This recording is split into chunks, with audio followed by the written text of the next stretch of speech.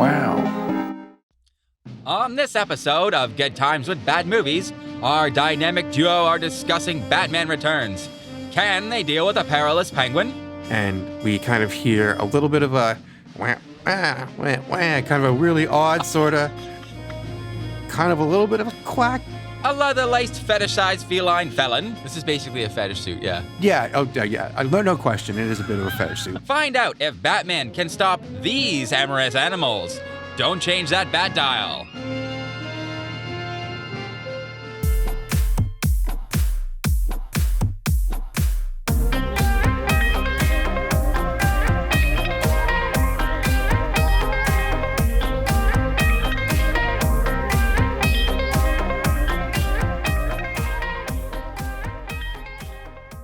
Feliz Navidad. Welcome to Good Times with Bad Movies. I'm Paul Ireland. Joining me as always is my fantastic co-host, Tim the Dark Knight Morrison. How are you, sir? I'm great, Paul. I'm awesome. That's good, Tim. I'm glad. I'm really excited to be doing a Batman movie. What about you? I'm super excited again because we're doing a fun Batman movie this time. Yeah, that's right. Maybe we should get out ahead of this and just explain ourselves because people are like, what are you doing, man? This is a cool movie. And let me tell you, this is not a bad movie, folks. This is a fun movie here. Yeah, this movie's a fun one for sure.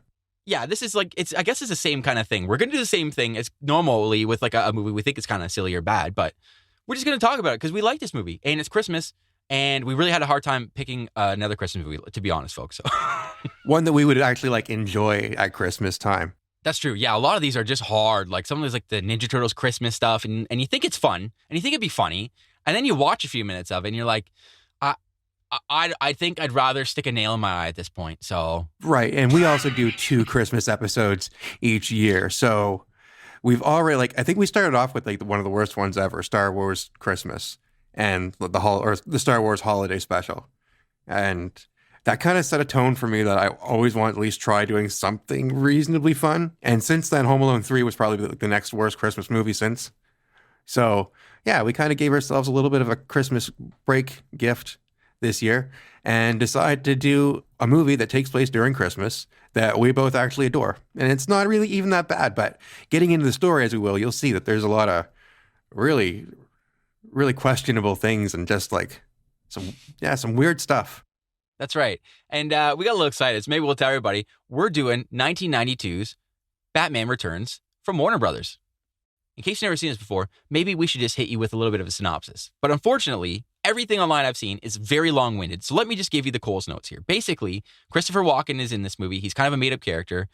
There's going to be Penguin. He's played by Danny DeVito. Scary as hell, and he terrorizes Gotham. Batman shows up, and Catwoman's there, played by Michelle Pfeiffer, with sexy results. Yeah, that about sums it up. This movie scared the hell out of me when I was a kid. I'll say this. I watched this when I was 8. My dad was like, oh, you like Batman? Here's a Batman movie for you, Paul. And he put this on, and there's one scene in this that just made me lose my mind. All right, we'll get to that, folks. I remember my mom taking me to the theater to see this when I was probably 5 or 6 years old. Or wait, no. So I was probably 7 or 8 years old at the theater. And yeah, Danny DeVito is scary in this. Yeah, this is terrifying. This is horrifying.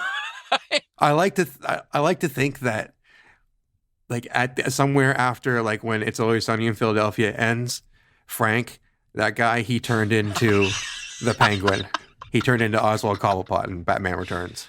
That'll be amazing. Just a giant rubber duck will explode from the floor in that pub, and he'll just go down to the sewer and retire.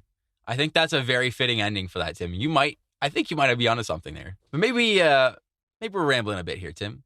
Why don't we get in this? What do you think? All right, let's get our leather suits and whips and start this, Paul. Sounds good, Tim. So much like the first Tim Burton Batman movie, this one also has the Danny Elfman score. It's a very epic orchestra type music. Most people will recognize the dun dun dun dun dun dun. Oh yeah. Kind of, yeah, it's an awesome song, right? So good. Yeah. Yeah, so this movie starts out dark and dreary. We start out in this mansion, and there's a man smoking a cigarette. Looks like he's kind of stressed out. He's looking out the window. And in the background, we can hear a woman screaming. We find out that she's actually giving birth. And we kind of hear a little bit of a wah, wah, wah, wah, kind of a really odd sort of sort of an odd kind of baby crying, but mixed with a kind of a little bit of a quack in there, like maybe what you'd expect a baby duck or something to make. Then, once the mother looks at the baby, we don't get to see any of this. We're just kind of hearing this and seeing people's reactions. The mother screams in horror. And it's sort of suggested to us that the baby was born with some kind of abnormality, physical abnormality. So, this wealthy couple, perhaps this was way back in the day, they didn't want to be, you know what, I'm not even going to try making up excuses for these guys. They put the baby in a carriage and they take it down the street in the winter here, and they take the whole carrier portion of the carriage off, right, off of the wheels, and they toss it off a bridge. Oh, yeah, they just yeet that bassinet right into the Gotham River. Oh, man, that's dark. This is insane, though, right? Like, think about this. Our parents took us to see this movie in 1992, or they brought you home the VHS in 1993, because it took a full year for the thing to come out. And they were like, hey, little child, here's a fun movie for you because you like Batman. And in the first 2 minutes, they're throwing a baby into the water. I shouldn't laugh at that, but like, holy crap. Luckily here, this baby survives. This bassinet floats and just goes down the sewer. And I guess nobody ever checked on him. Nobody ever questioned the parents as to where this baby went. This bassinet is floating down the sewer, and that's when we get our opening credits. And it's going for a long time. We get another Danny Elfman score. And then it seems to settle in this little area where penguins are gathered. And that's where we leave off with that. And then we immediately go to 30 years later. It is Christmas time in Gotham City. And they're doing their annual lighting of their giant tree. It's a huge tree in the middle of town, a gathering square. And we also meet this rich industrialist named Max Schreck, and he is played by Christopher Walken.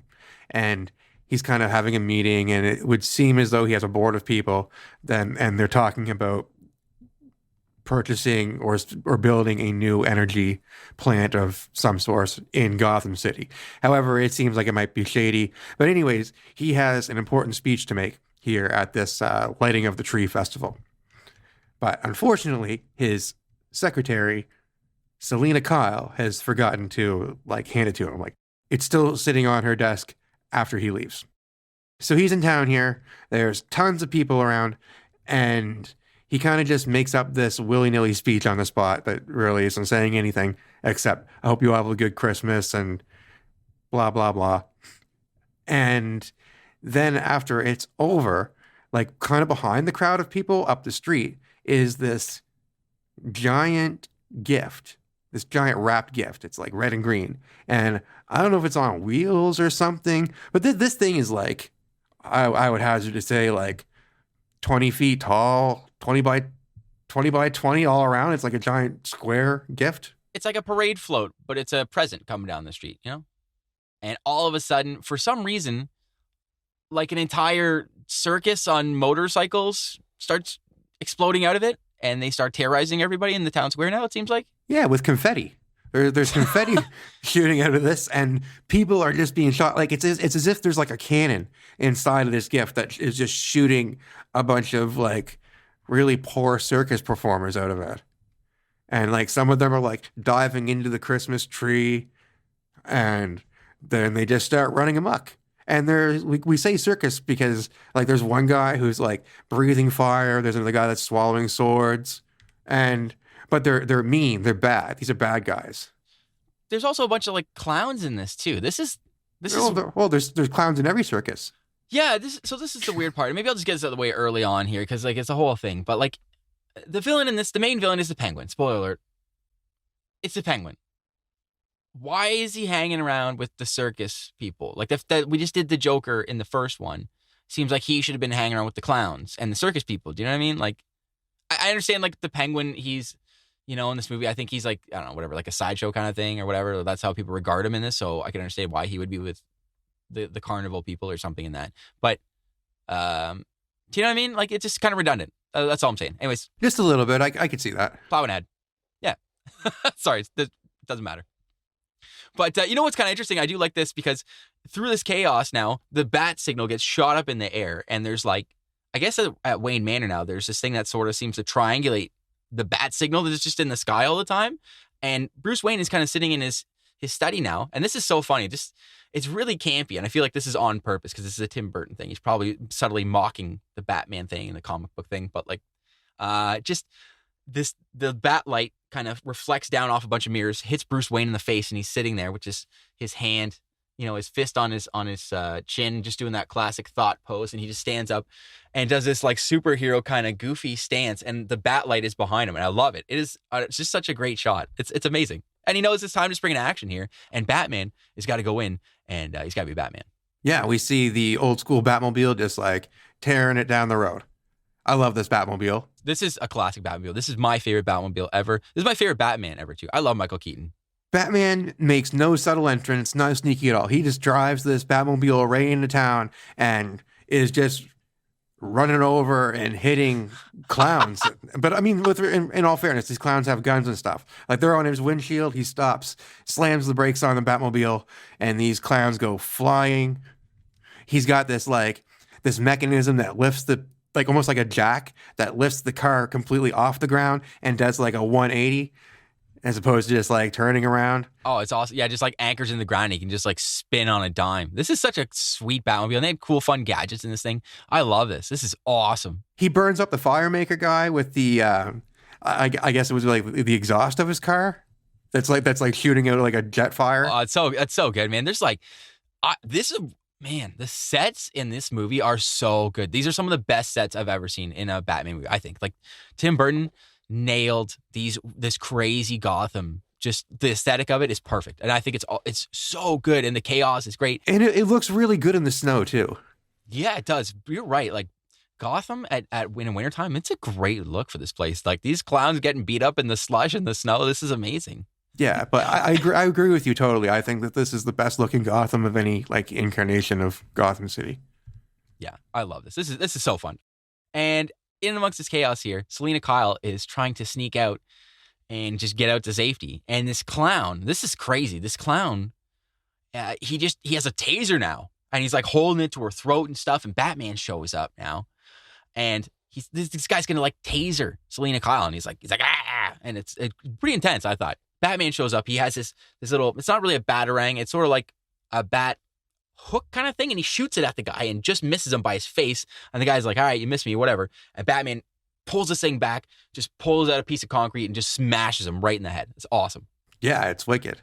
And Selina Kyle steals the taser that the clown dropped. Not before tasing him with it once just to make sure it works.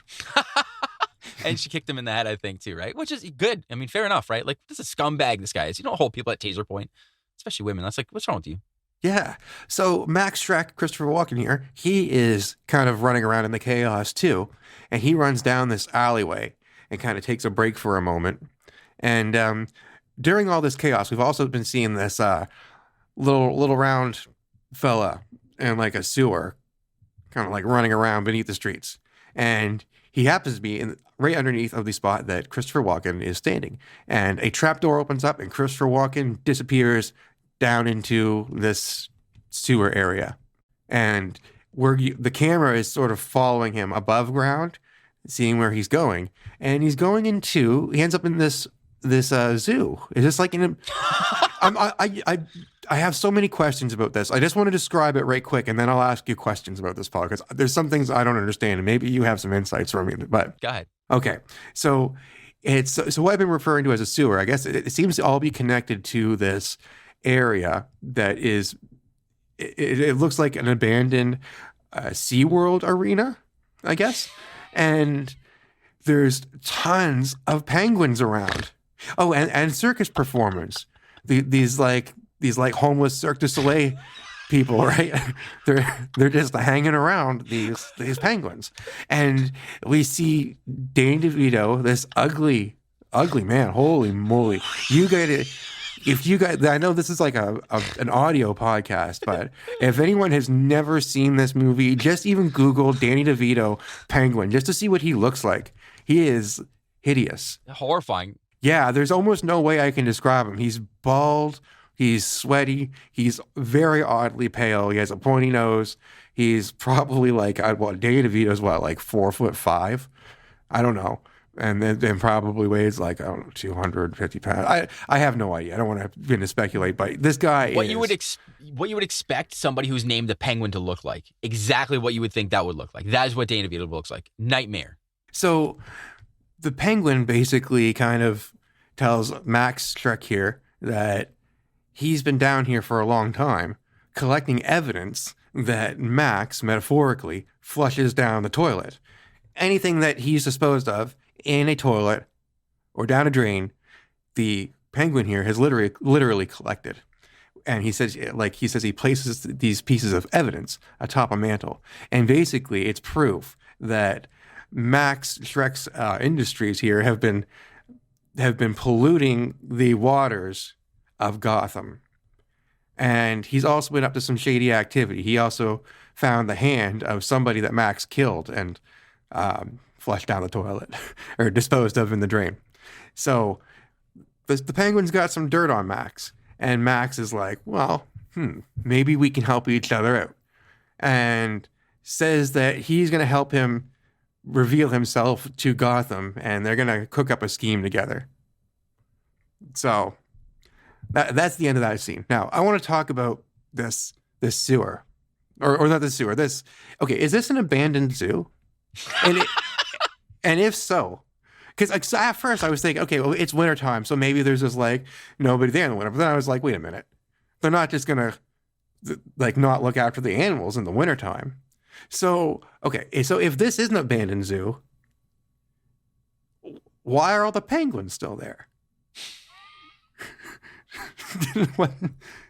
You're 100% right, Tim. You are 100% right. So what I think is going on in this, again, this is just a comic book movie, and Tim Burton wrote it, and he lives in his own world, clearly. So, I feel like this is intentionally probably severely disconnected from reality. But what I think this is supposed to be a sewer. It's not SeaWorld. I think this is like, so when you first saw at the beginning of the movie when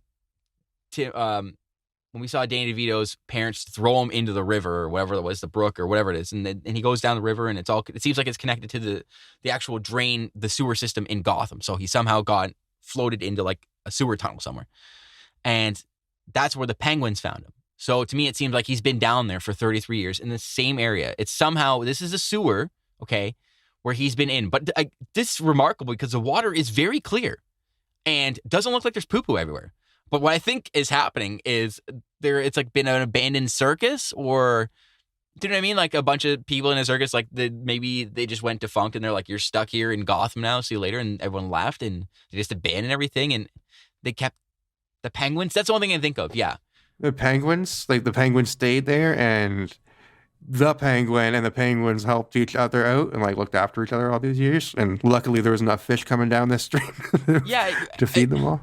Yeah, I think that might be the case. I think because there's like one old guy, it seems like. He kind of almost looks like Donald Sutherland or something. And he's got a big beard, and he's got like a little monkey, and he's an organ grinder. He's the subway ghost from the movie Ghost. Oh, okay. I recognized him immediately. Okay. He seems like he's the oldest, so maybe he was like 12 when the penguin showed up and everyone else was a baby, and then there was some penguins. Seems like he should be the penguin to me. I'm like, this guy helped you out. He was changing everyone's diapers. You're probably right there. And you reminded me that the penguin is only 33 years old. And life has been hard to him. He looks like Mick Jagger right now.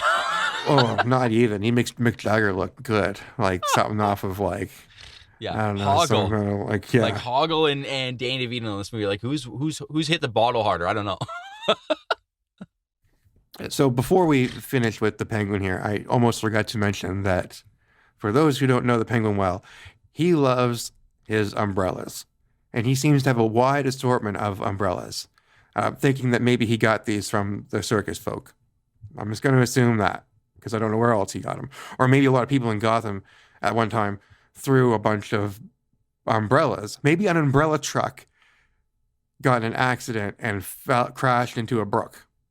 And the penguin collected all these umbrellas. That's what I'm going with. So anyways, next scene, we see Selina Kyle, played by Michelle Pfeiffer, arriving home from work. So Selina Kyle's made it back through the chaos, and she's back home now. Gotten through a crazy, that's probably just a normal day in Gotham. Like, yeah, just clowns interrupt everybody, start beating the crap out of everyone. And I almost got tasered. Batman showed up. But I'm back at home now. I'm just gonna have Chinese food. What are you doing today? These clowns again. Yeah, this guy, the Penguin, showed up. I don't know. So she's back at home now, and she realizes she's got to go back out again, where she almost got tasered, and there's clowns on motorcycles. And she got to go back to the office because she forgot some documents that she needs to get because it's very important. Max is talking to Bruce Wayne tomorrow about this power plant deal. So she goes back to the office late at night now with a taser, presumably. And she's got the documents now, and she runs into Max Schreck being so late here. And she's just kind of talking to him. She's going, hey, basically, it seems weird that this power plant you want to set up here, because it seems like this is going to be siphoning power from Gotham City, not actually putting power onto the grid. She's onto Max's little scheme here. So Max, he's like, I can't have this happen. And he shoves her out a window, basically. Throws her out a window. And she falls now, hits the ground. Like, I don't know, this is like really high up, okay? And a bunch of cats just start licking her face. And she starts twitching. This was another scene in this movie when I was like 6, 7, and I saw this. My dad was like, hey, you like Batman? Here's a Batman movie. And she started twitching like that. Like, I was freaking out. I was shocked when he shoved her out the window because when they're talking there, when he's like sort of he's intimidating her and kind of like scaring her a little bit. And then he sort of laughs and then they joke it off really quick. And then he just turns around and shoves her out this window. And yeah, she falls like long, really, really high. She's got like 3-4 steamboats. Yeah, she seems to be like convulsing while these cats are just like almost like chewing on her fingers and licking her and stuff. Yeah, and it's crazy. She is just not like, I hate to say it, but she is just not like exploded. No, it is kind of scary. Like it has music like what you'd expect from The Shining, like all these really, really high shrieks from violins and stuff like that. Like it's menacing. Yeah. It is wild. So yeah, and then right after that, we cut to, I guess, later in the night, and Selina Kyle has returned home. And she is haggard looking. She is skunned up. Her clothes are kind of ripped and tattered. Her hair is a mess, and she's got a craving for milk. And she just gets this big 2-liter of milk and is guzzling it like beer, listening to her messages. And she seems to get like frustrated and have this total meltdown out of nowhere. And grabs all of her stuffed animals and just starts like stabbing them and cutting them, and she's like shoving them in the garbage disposal and stuff. Then she grabs a giant frying pan and starts just hammering everything she can find in the apartment, goes into her closet and is just throwing everything out, and grabs a can of spray paint and then just starts spray painting black streaks all around her apartment, all over her clothes. I don't know what is happening, right? But she finds this one suit. There's this jacket or something that catches her eye. So she gets that and she takes that to a room and is like smashing everything along the way and just clears off all this stuff that she has off of a table, breaking everything, and grabs this pink toolbox and sets that on the table, empties it out. She's got threads and stuff, and then she is ready to sew, baby. She is ready to sew. And she is she is cutting up this leathery suit and shoving needles through it and stuff. And yeah, she is on the go. She is making stuff. And then at the very end of it, we see her in a window, like it's outside of her window, and it's a shot inside. And you can kind of just see her sort of stretching out in this, we'll call a leather suit. If you've ever seen the Gimp from Pulp Fiction, picture him with eyes and mouse holes and black kitty ears. Okay, Tim. Yeah. For just a quick comment on the whole suit. First of all, I feel like if this was real life, she would have sat there, like smashed a bunch of stuff, pulled the spray paint, grabbed this suit, try to make this thing, and like 45 minutes later, it just would have been a mess. And it would have been like a half a fashion helmet that would have been sitting on her head that just would have looked so horrible. She wouldn't like just cut up and from all like just mashing her fingers and everything. Been like, I was gonna go to the cops. I feel like I was gonna report this guy. This is way too complicated. But the other thing is maybe you can explain this to me. Was this a leather, like it's pleather, whatever this is? Is this is this a full suit that she was sewing from? Like, or this looks like this is a blazer to me. Because it seems like she fashions an entire suit over her, like including it goes over her body and her face. There's enough leather on this material or pleather, whatever this is, to make a mask and gloves and boots. It's a Frankenstein suit. Essentially, like the way you'd put Frankenstein together. It's just like ripped all over the place. I can't account for there actually being enough of it to cover her whole body. I'm saying maybe at best it's a really long leather skirt with like a top over it or something, and she fashioned that out of. I don't know. Okay. I don't know. Okay. Yeah, because I feel like this is like she would have needed like 2 or 3 of these coats. Or like these setups, been like, okay, I got enough here, because like you could make a face thing, but you would have a giant hole in your chest, like or like your back. There just wouldn't be enough to make the, like, you know what I mean? Like you wouldn't have enough suit. So I want to know where this inspiration came up on her part. So, like, because this happened really quick, and she seemed really meek and mild before this. So, did she already have this leather suit idea somewhere deep in her mind? And by the way, this leather suit, because this is an audio podcast, I'll just say it is very tight. Probably the tightest leather suit I've seen anyone wear in movies. this is basically a fetish suit, yeah. Yeah. Oh, yeah. No question. It is a bit of a fetish suit. There's some sexual overtones, and she totally hams it up too. So okay. So after she hit her head, and then the cats were licking her, and like through that, it seemed to unlock this area of her mind or something. And she was like, "I'm making a leather suit now, and I'm putting kitty ears on it, and I'm going to use a whip." It just seems so like the evolution of her just becoming Catwoman is just so like, bam, we're there. It's happening right now. We're throwing out everything. We're spray painting the house. We're there. I'm doing it. I'm going to finally do the cat suit. I've always wanted to. Yeah. I got a second chance in life. Perfect excuse. This guy just pushed me out of a window. This is the perfect reason. I can totally be a Catwoman now. Yeah, I don't understand it. The only thing I can think of, because I thought it was before, I'm like, how does this, like, she would be dead, first of all. She was like a little tiny cut on the front of her head, even though, like, the back of her head smashed on the concrete from, like I said, like 40 stories up. Like, this lady she fell really far. Okay. So, like, a couple 100 feet, I feel like you would be dead, like, exploded. But, so I guess the cats, this is what I think is what happens, is the cats licked her, and they basically gave her one of their 9 lives. That's what I think happened. Okay. Maybe. She's like, they're getting like, they're like saving her. That's why like, meow, meow, meow, meow. They're like licking her. But that's why I feel like they gave her life just to be like, here you go, reset. And now she's a cat. Now she's Catwoman. So now like, she's like, and she had cat stuff before, but I think you're right before, like she already had this deep seated thing of like, I should wear like a cat leather suit. I think that'd be really hot. Or that'd be really cool. Or maybe she didn't even think it was like hot. She was just like, that'd be kind of fun if I had this little cat suit, right? And then she was like, she got smashed in the head, and then she went into like that autopilot mode of like, I need to make this suit. Yeah. Slippery slope, you know. So next day, the mayor is in town, and he's giving a speech. Again, it's like this one street in Gotham, apparently, where all this chaos happens. You think after a bunch of crazy sideshow chaos, people just showed up and beat the hell out of everybody and tasered people, and people got like stabbed. Like you would have security there and stuff, but no. Okay. So this mayor is giving a speech, and he's got like his little baby there or something. And again, like another little circus performer clown shows up, just steals his baby in front of everybody. Okay. And nobody just reacts or does anything. They just stand there while he's just like talking into the microphone for about 3 seconds. And while this goes on, there's a little penguin hand that comes up and moves the sewer cover out of the way. So now he kind of does this like 3 kind of flip thing over everybody, and lands into the sewer with the baby.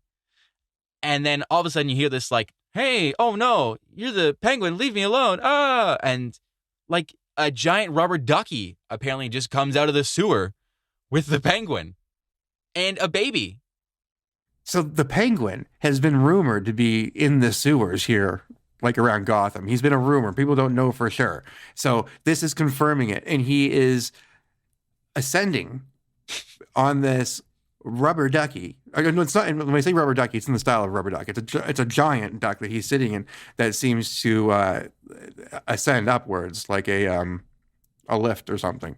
Anyways, he comes up with the sewer with his baby, and the penguin is a hero. And there's newspaper articles and stuff about him.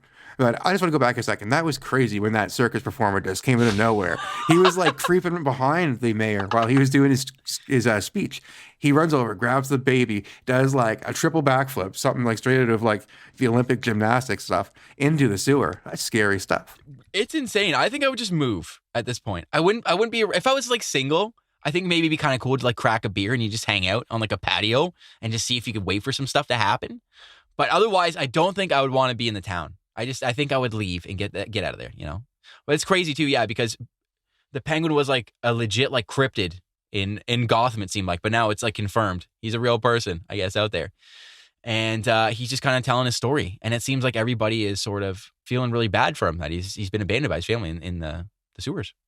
And he's going to begin his search now to find his family, it seems like, to find at least who his family were. And this Max Schreck character has gravitated toward him, and he's sort of agreed to help him out. It seems like, yeah, he's just going to be his friend for some reason, mysteriously. I think it's always been like a common thing with like the Penguin's character that he is political. He always gets political. So him and Max, yeah, they're creating an image for him.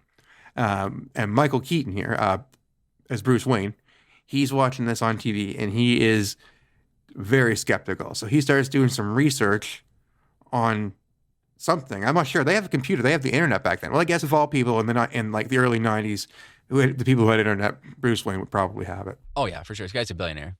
He's reading articles about this circus group that was like a traveling group around way back in the day.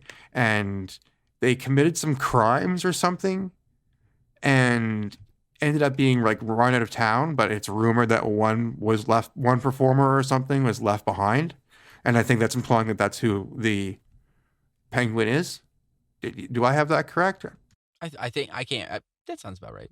That's about the best of the understanding of it that I have. So next we get a really quick scene with Catwoman kind of wandering around at night and stops this woman from being mugged by this guy in an alleyway. And she like claws him a few times and scares him away. And then she just does like 15 backflips in a row, like handspring backflips over and over and over really, really fast. And she's gone.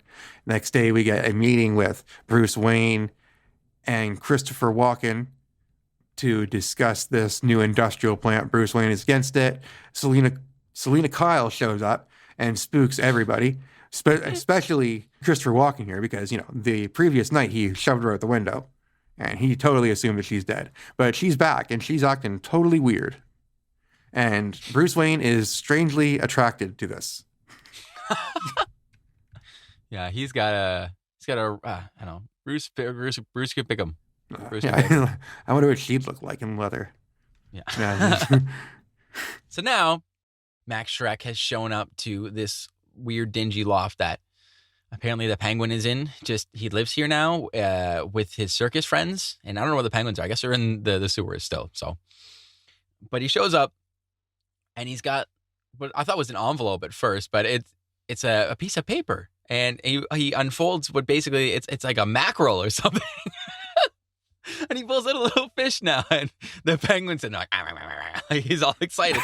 And he like gives him this disgusting fish that's all gutted up and stuff and cleaned out, obviously. Yeah, it's fresh off the market. Yeah, and he just starts cramming it in his face. And it's like that's already horrific, okay? This is what I was talking about earlier, folks.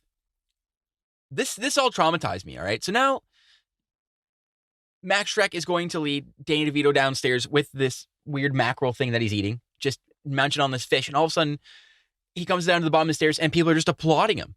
And they're just smiling and waving and they're like, yay, yay. Oh, and by the way, we forgot to mention, his name is Oswald Cobblepot. We found out, too, through the records that his name is Oswald Cobblepot. His family were the Cobblepots. So, and his parents have since passed away. Yes, and they've since passed away. So now, basically, Max says, Oswald, I want to make you mayor. And so he's kind of now introducing him to everybody, his whole team, and he's taking them through here.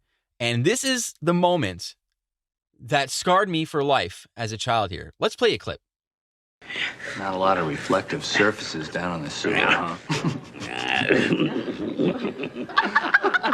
Still, could be worse. My nose could be gushing blood. What do you mean by that? Oh my god. Oh my god. Oh my god. Oh my god. Oh my god. Jeez Louise. Oh my gosh, Okay. man. Even Oh. as an adult, that still makes me like squirm. Oh yeah. Oh my god. And then the guy just goes along like nothing ever happened. He's like, all right, nothing to see here, folks. Let's get back to work. And everyone starts working on his campaign. Yeah, throw some dirt on it. Get back to work, bud.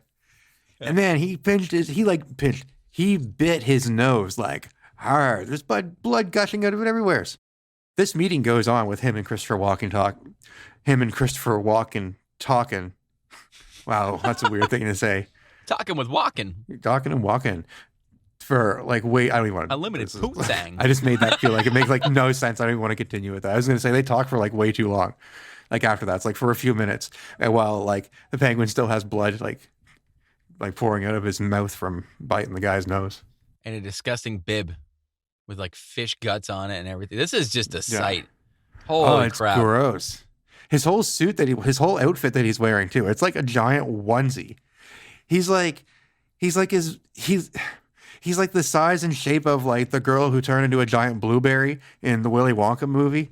Veruca Salt, yeah. Yeah, totally. Only he has like a onesie that's like super stained and he's almost the same shade of blue as her too. Yeah, this is creepy. And here's a thought, Tim. What do you think if the penguin was real life? What do you think he would smell like?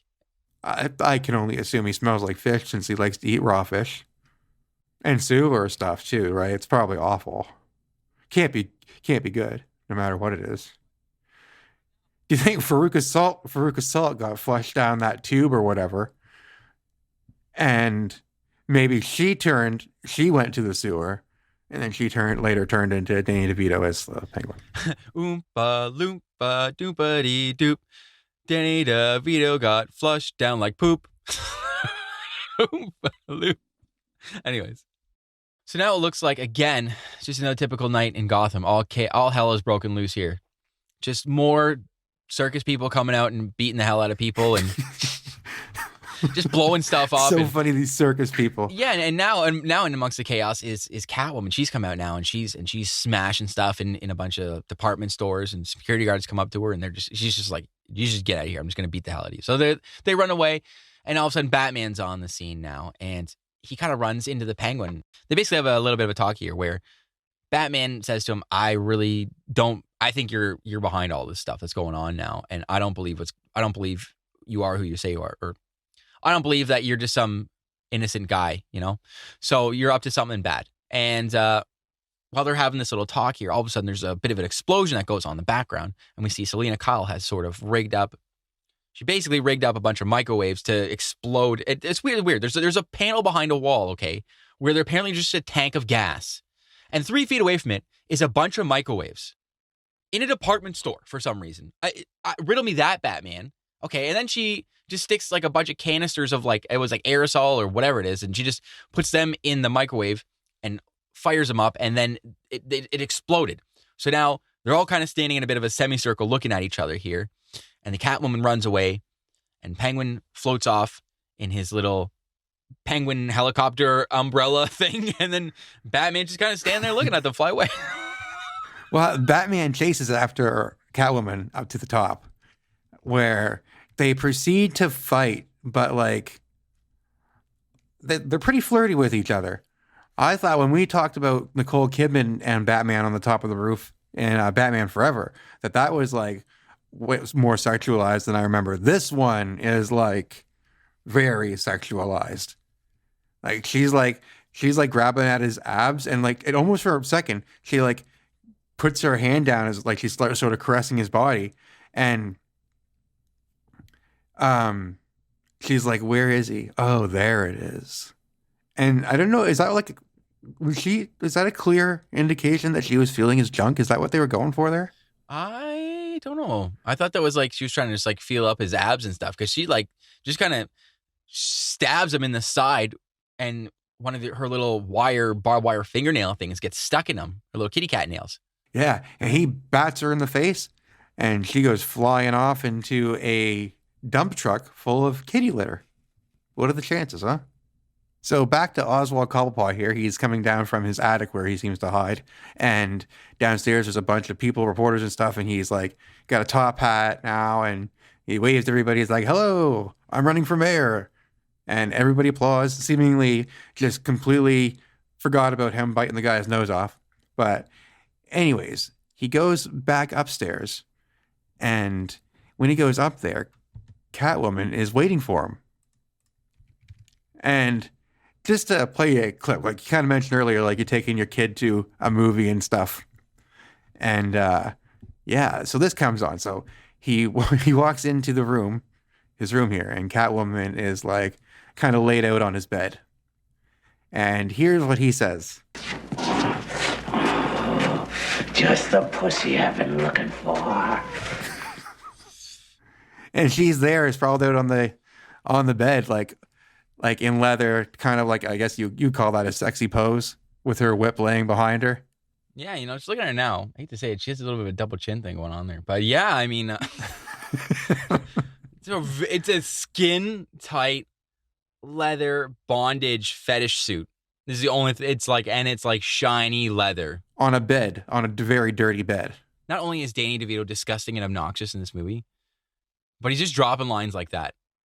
And honestly, I thought you were going to talk about the other one, because he talks about, at one point, he's like, naked sexual charisma. Oh, yeah. I'm like, yeah. Oh, my God. I don't want to hear you ever say this, sir. Like, you've got these weird, but there's a crowd for that, though. Yeah. Well, this is a Christmas movie, Tim. Let's keep it Christmas, right? Basically, the long and the short of it, it seems like the Penguin and Catwoman are now going to team up to just unleash some more havoc again in Gotham, if we didn't have enough already. So now we are in some tent of, like, I guess the dressing room, the getting ready room for the Ice Princess, who is kind of like, I guess, like the equivalent to Vanna White of lighting trees. Like, she's dressed in a loud outfit with frilly things and stuff, and she is the tree lighter. So she's in here, and Danny DeVito, the Penguin here, he sneaks in the room, and initially she's happy to see him because, he's Oswald Cobblepot, the new mayor, or potentially the new mayor. And he just like takes his batarang out of his pocket that he stole from Batman earlier and just whips it at her. And they don't say it right away. They start, like, right afterwards, we find out that she was abducted, because while this is going on, Selina Kyle and Bruce Wayne are having dinner together at Wayne Manor, oblivious that both of them are oblivious that the other person is their leather nemesis. That's a great way to put that. I love that. Leather nemesis. So they see on the news here that the Ice Princess has been kidnapped, and they both make up their own excuse as to why they have to go. They also frame Batman because they leave the Batarang there. So at this point, they think that Batman might have gone bad or something, There's a whole series of events here that's going to get set in motion here, where the Penguin is trying to turn the city of Gotham against the Batman and frame him as a villain and somebody who's actually just like dangerous and hurting the town. So Bruce Wayne sneaks over to Alfred, goes, "Hey, Al, I gotta leave, make an excuse." And he runs out. And Selina Kyle runs over to Alfred and goes, "Hey, Al, make an excuse, I gotta leave, see you later." And that's just it. And then he shows us the way out. And now we're going to the streets. We're going to the hard streets of Gotham City, folks. So now Batman is in Gotham City, parks his car on some side street, armors up, goes, and he goes out. So Batman is scoping the town out, trying to see what's going on. And he looks through a window in an adjacent building, and he sees that the Ice Princess is sitting there. She's all tied up. So he shoots off another little Bruce Wayne gadget, fires across, and he's on a zip line and goes into this building now. He's going to save her. And while this is happening, a bunch of clowns in doctor attire show up, and they start taking apart the Batmobile. Well, they start pulling apart all these cables, and it just seems like they're just going to now put a little transmitter underneath the car. That's really all it seemed like. I don't see why they pulled the cables out, but they did that, and now we're going to see that they're going to be able to have control of the Batmobile. Yeah, they hotwire it. And this transmitter is hilarious looking. It's like this little square piece with a sphere on it that spins around, almost like something you'd use to hypnotize someone. It's got a little bit of spiral. Yeah, they just kind of put that into a hole into the Batmobile. While this is going on, Batman is about to free the Ice Princess, and it turns out that this is just all a big trap. Obviously, Selina Kyle, aka Catwoman, shows up now, and she starts hitting Batman and beating the hell out of him, and smacking him with the whip and everything. And they battle their way up to the top of the roof now, and the Penguin is waiting there for them. And they've got the Ice Princess held hostage. And again, Batman tries to save the day, and he gets close, and Penguin just chucks him off the side. And they just kind of looks at him this time. Like, normally Batman kind of flies. He would jump out and save them. But this time, he just kind of stands there and looks and just watches this lady just drop again like 40 stories. And this a big light comes down on him, and then someone in the crowd's like, "Hey, Batman, I think he did that. He's horrible." And this girl comes down, kaboom, and lights up a tree in front of everybody, ironically. And it's, again, this is it's supposed to be a kid's movie. Yeah, and a crazy amount of bats come flying out of the tree. So Yeah. I guess like even more kind of like implying that to the people that Batman's behind all of this. So Batman, he finally decides to jump off the building and glide around. And he kind of swirls around the tree a couple times and glides out of there. When he flies away to his Batmobile, and the Penguin comes out and he meets up with Catwoman, and he gives her like a little bit of champagne. They're kind of celebrating, sort of. She's like, "Hey, I thought you weren't going to kill this girl. I thought we agreed on that." He's like, "Who cares, whatever." So he tries to make a move on her again for like the 5th time in this movie now. He's into her, and she's just like, "Dude, for real, you smell terrible. At least you look like you smell terrible." And so she's just like not having it, and he pulls out another umbrella again, and somehow puts it on the whip that's tied around her neck now. It's just kind of resting around her neck now, and it just sort of takes her off. She's kind of hung up on this thing, and she flies over like a little garden and falls into a bunch of, it's like a greenhouse, and that saves her. Yeah, she smashes through it. She's like attached to this thing. He tried to kill her, right? Yeah. And yeah, she smashes through that, but she's still alive. And now the Penguin is not done. The Penguin here, he goes to his campaign tour bus, which more so resembles an RV. Anyways, he gets into the RV, and inside this RV is like a large go-kart sized version of the Batmobile, big enough for the Penguin to get into, right? And it turns out he controls the Batmobile now. That little device that they put on it earlier put him in control of the Batmobile. So now Bruce Wayne, Batman, is in the Batmobile, and the Penguin is just wreaking havoc with the Batmobile, and Batman can't do anything about it. Even at one point, he like goes down this street and goes through all these cars. I was wondering if there's people in it, but like cars were just going off the side, like flying into the air and doing like flips and spins and stuff, and just smashing all around. And he manages to get control of his car, and he's headed for this narrow tunnel. And right before he gets to this narrow tunnel, he gets control of the car, and he does this, presses this button, which essentially kind of like makes the Batmobile let go of its two sides. So now it's just like a very narrow car. Like the right side and the left side of the Batmobile just kind of spread off and slammed into a wall or something. And the hot dog shaped Batmobile goes through the tunnel and gets away. I had that toy, that specifically that toy. And I feel like they only had that part in this movie just to make a toy that could do something like that. Because it really, I would have thought that the Penguin getting control of the Batmobile would have done more damage. Like, how about just ramming it into a wall? Batman's in it, right? Well, he's trying to make it again look like Batman is just destroying the city and mowing people down, right? Which he tries to do, right? Yeah, I suppose, and he did. He accomplished that. Yeah, and I love this little scene is crazy. I always thought this thing looked like, when you go to like a shopping mall or something, and it's just there's those rides that you put like $1 in, and it just kind of rocks back and forth. That's kind of what he's driving around in, and I yeah, like something you'd see at an arcade kind of thing. Yeah, it's crazy. The scene is just wild. Yeah, so, but you're right though. Batman punches a hole in the floor, and he just rips this transponder thing off the floor, And that's kind of it. That's what I mean. Like, why did we have all the wires out? Because he just kind of pulls this thing off. And it's not like he smashes it or anything. He just kind of has it in his hand now. And now he's able to control a car. And this car is flying at an old lady in the middle of the road. She's like, I am just going to get my cat Whiskers some food. And he's just like flying down at her. And she's like, oh, Whiskers, oh, no. And she turns and she's just like deer in the headlights. And he hammers the brakes and stops just right in front of her now. But it's also important, I think we need to note here, that while this whole thing has been going on here, the Penguin has been laughing the whole time and been just telling Batman what's going on. He's basically like, you're an idiot, you're a dope, and I play in this whole city like just like a fiddle. You guys are idiots, right? He goes like a harp from hell. And he's just drooling this like disgusting black spit. And while this has happened, the Batman has slid in a CD into his Batmobile, which apparently records stuff. We're going to find this out later. So FYI. He had a CD burner in his Batmobile.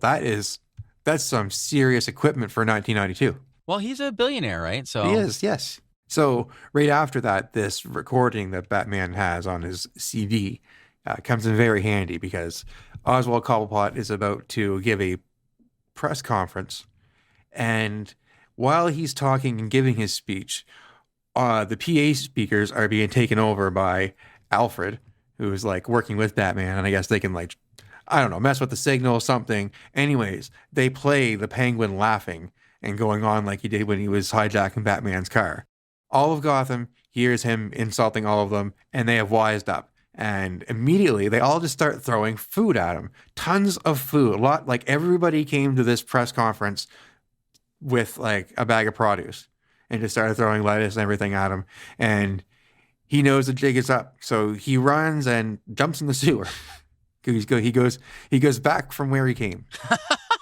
So moving along, this is where the movie really picks up for me. I just love this stuff. So the Penguin is back in, I don't know, defunct SeaWorld or some kind of a sewer arena. And this is why I called it an arena. There are what appears to be like bleachers and stands of penguins all around and stuff. The Penguin is going to go along with his plan. And his plan is to kidnap all of the firstborn children of Gotham.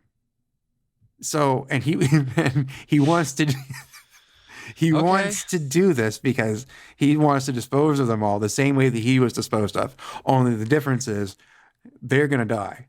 So, yeah, this Penguin is up to no good.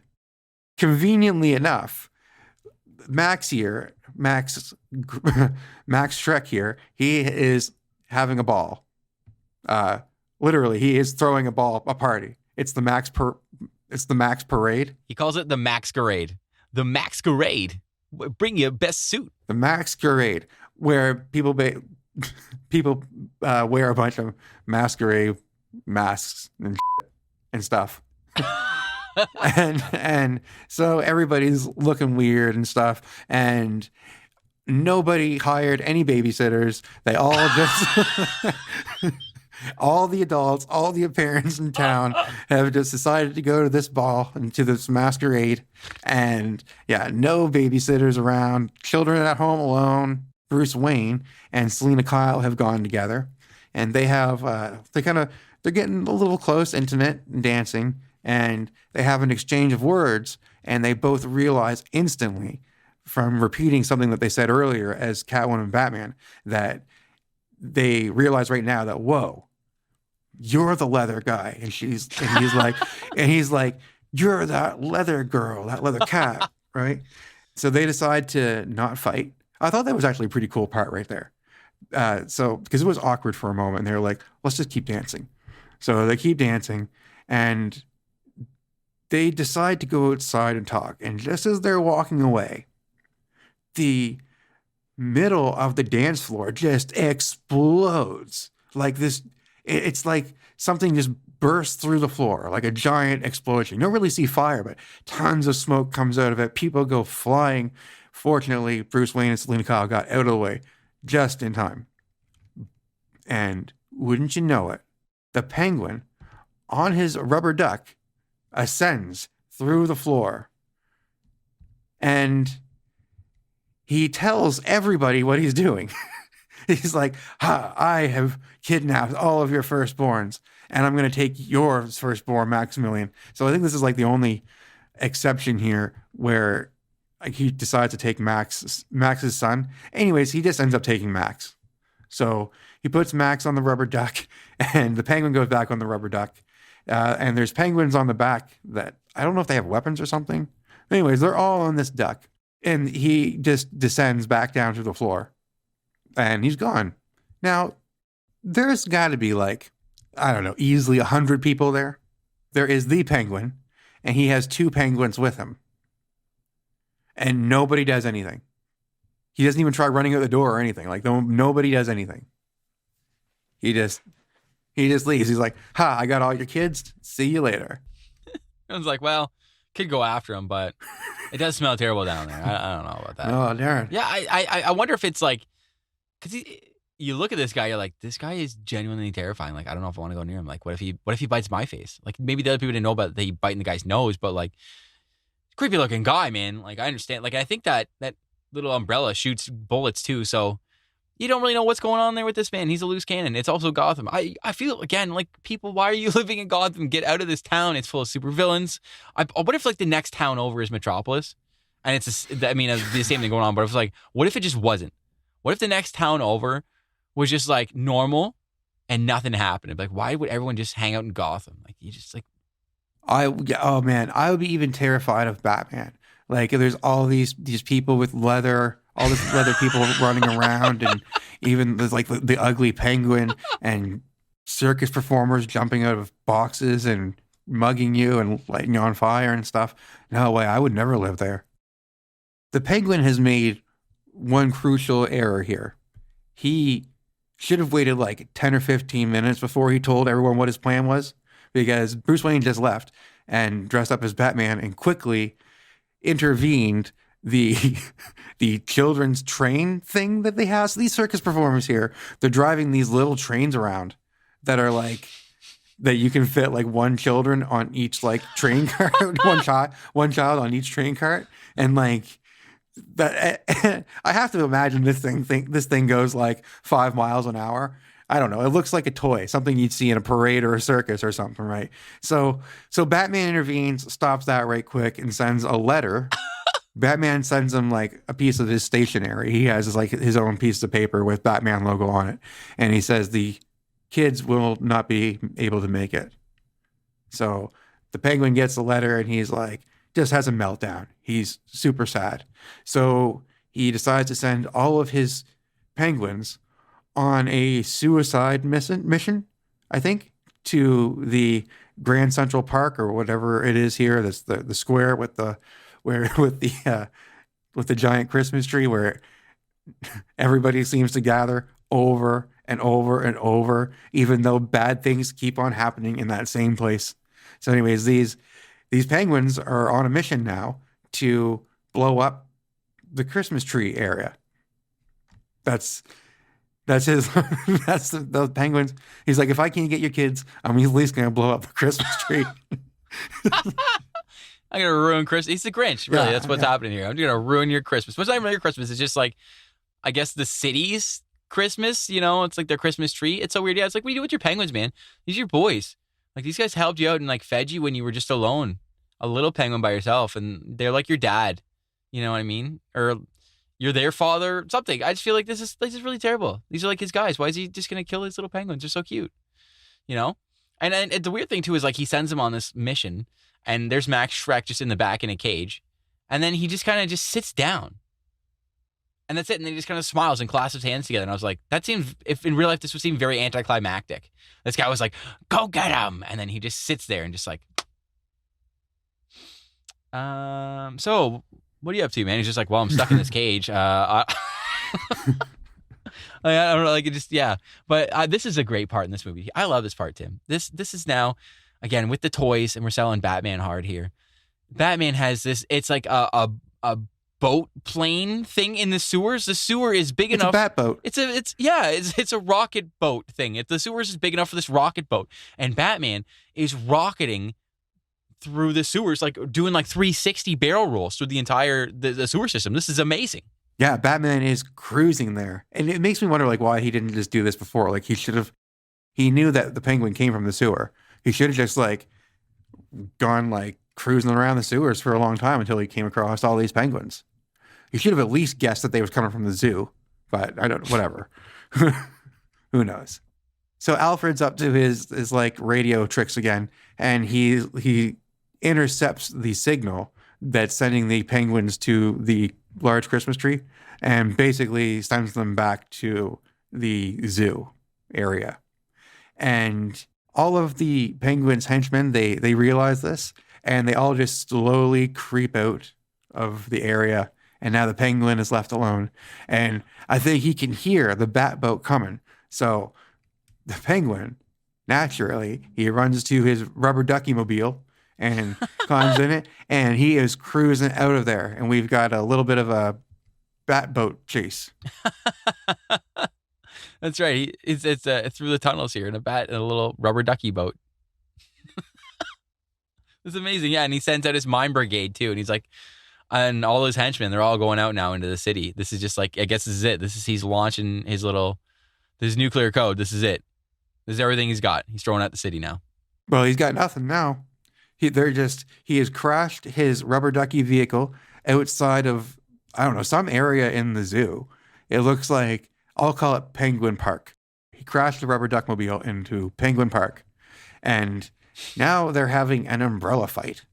Batman catches up with them, and they start fighting with the umbrella. Like as if you, kind of like what you'd expect a sword fight to happen. And the penguins show up, and they start shooting off all their rockets. These rockets that are attached to their bodies, by the way, in case I didn't make that clear.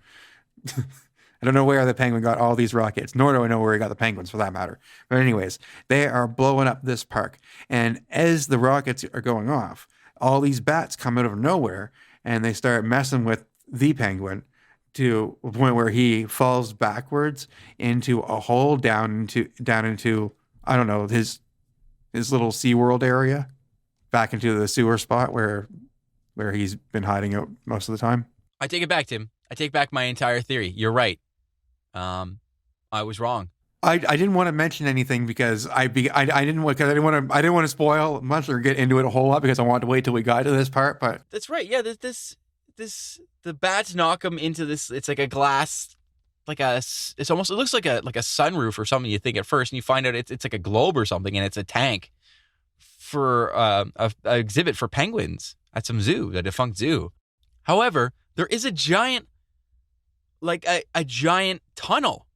And I feel like that goes out to the entire city. So, like, how secure was this zoo exhibit? How does nobody notice all these penguins around? What is going on here? Yeah. Like, I feel like if we're in, like, the equivalent of, like, a New York or something like that, look, I've never been to New York, but I have a hunch that there's not a lot of penguins around. No, just that one time, Madagascar. I think you're right, Tim.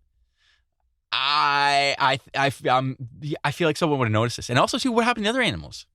Were they just gone? Like, when the zoo shut down in Gotham, were they just like, well, you know what? Yeah, that's it. Let the animals go. I don't know. It's not my responsibility. Was that it? Or did they just stop taking care of them? Or maybe they were part of the circus. Maybe it was a circus zoo with that specialized in penguins. So meanwhile, Christopher Walken, he escapes the cage that he's been held in, and he falls into the water. While he's in the water, he finds a gun down there at the bottom, and he grabs it as he's being pulled out of the water by the whip being held by Catwoman. She's yanking him out of the water. And Selina Kyle is about to basically kill Christopher Walken, for shoving her out the window. At this point, he still doesn't know who she is. He doesn't know who Catwoman is. Batman shoots a grappling hook and joins the party. And he's trying to convince Catwoman here to not kill Christopher Walken and bring him to justice. And Catwoman's of the opinion that there is no such thing as justice.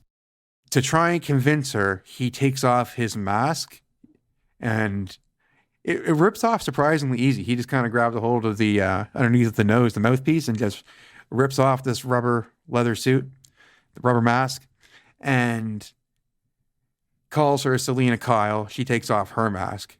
And there's this one part that I just love here. Christopher Walken, he looks he looks at Selina Kyle. He goes, Selina Kyle, you're Catwoman. You're fired. And Bruce Wayne, why are you dressed up like Batman? Yeah. She's like, he is Batman, you idiot. Yeah. He is Batman, you moron. Bruce Wayne, why are you dressed like Batman? Yeah, like this guy just doesn't. That's what's great about that. He just does not believe. No one believes that Bruce Wayne could be Batman for some reason. I mean, at this point, after he comes in on a grappling hook, he pretty much had to assume. But yeah, it's funny anyways.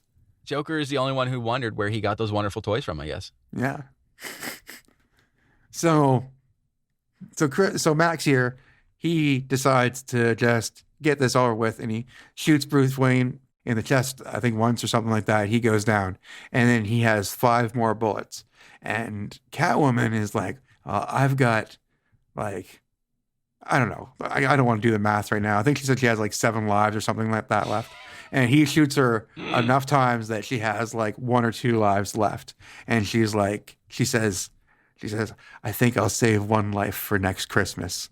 And yeah, so she must have 2 lives. So she says she's going to save 1 life for next Christmas, and proceeds to use the taser. I guess she still had this taser that she stole from the clown at the very beginning, and like kissed in one hand, holding the taser. She held the taser up to her mouth as she kissed Christopher Walken, and grabbed a wire above her and kind of ripped it so that I guess she would complete the I don't know, the path for electricity to just run right through them. I think that's what they were going for. And Maximilian is just fried. Like literally, he is fried up. And he is dead.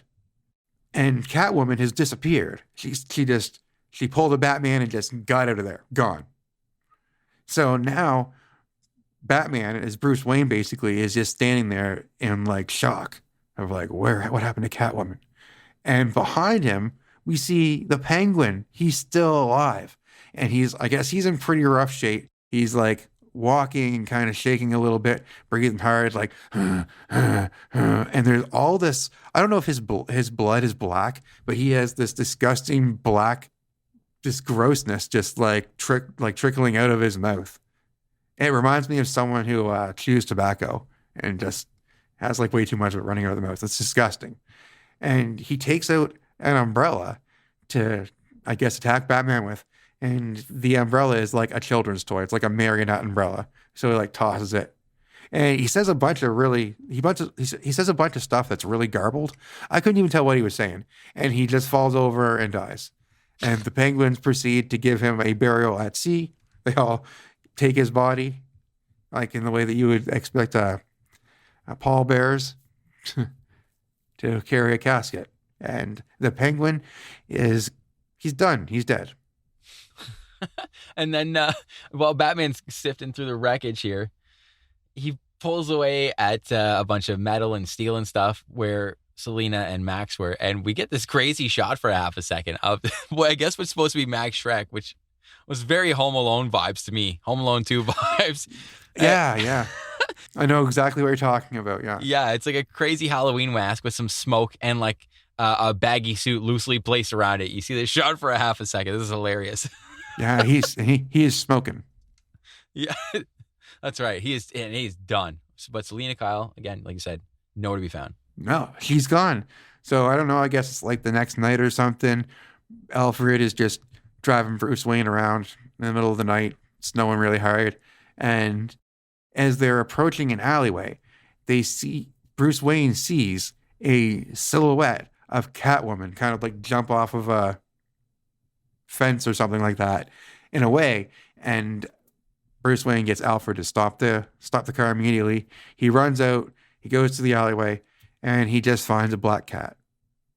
And he's like, he gets back into the vehicle, and I guess he's going to adopt the cat. So he takes the cat home, and we go up to the rooftops. Catwoman pops her head up, and she's looking at the bat symbol. And some epic Danny Elfman music plays, and then the movie is over.